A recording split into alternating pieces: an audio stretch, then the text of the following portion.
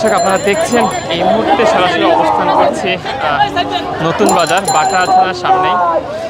সকাল থেকে কিন্তু ইউনাইটেড ইন্টারন্যাশনাল ইউনিভার্সিটির শিক্ষার্থীরা কিন্তু এখানে রাস্তায় অবরোধ করে দাঁড়িয়ে আছে, কিন্তু কোনো প্রকার যান চলাচল করতে দিচ্ছেন না। আমরা আপনাদেরকে যে কারণে এখানে রাস্তাটা অবরোধ করেছেন আমরা একটু জানিয়ে রাখি।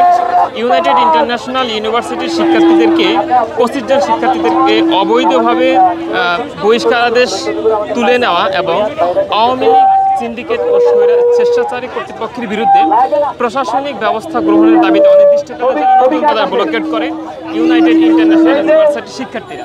আপনারা দেখছেন এখানে কিন্তু তাদের সাথে সকালবেলা কিন্তু পুলিশের কিছু সংঘর্ষ হয়েছিল। 10-15 জনের মতো কিন্তু আহত হয়েছিল। আমরা যদি একজনকে দেখা অলরেডি কিন্তু একজন এখানে আহত অবস্থা পড়ে আছেন, একজন শিক্ষার্থী আপনারা দেখতে পাচ্ছেন। হয়তো পায়ে হোঁচট খেয়েছেন। এর সাথে কিন্তু আরও কয়েকজন শিক্ষার্থী আছে যারা কিনা এই পুলিশের সাথে সংঘর্ষ লেগে তারা আহত হয়েছেন।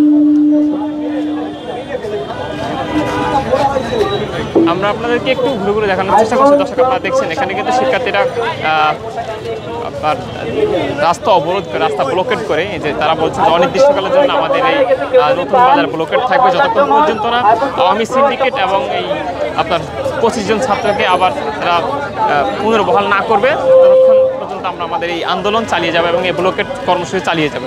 তাদেরকে এই ব্লকেট কর্মসূচি কেন্দ্র করে কিন্তু বাটা থানার প্রশাসন তাদেরকে সতর্ক করেছেন এবং সকালে তাদের সাথে এক দফা সংঘর্ষ হয়েছে।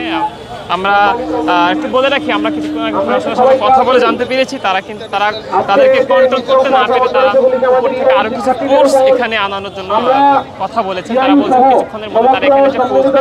আমরা আপনাদেরকে দেখানোর চেষ্টা করছি। আপনারা দেখতে পাচ্ছেন রাস্তার কিন্তু আশপাশে দুই সাইডে কিন্তু গাড়িগুলো সারিবদ্ধভাবে দাঁড়িয়ে আছে, তারা কোনো প্রকার যাতায়াত করতে পারছেন না এবং তারা আপনার এখানে কিন্তু যাত্রীদের এক প্রকার জনদুর্ভোগ সৃষ্টি হয়েছে। যাত্রীরা হেঁটে হেঁটে তাদের নিজ নিজ গন্তব্যে চলে যাচ্ছেন।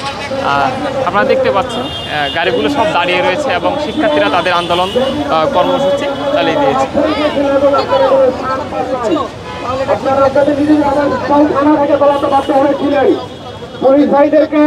অবশ্যই এবং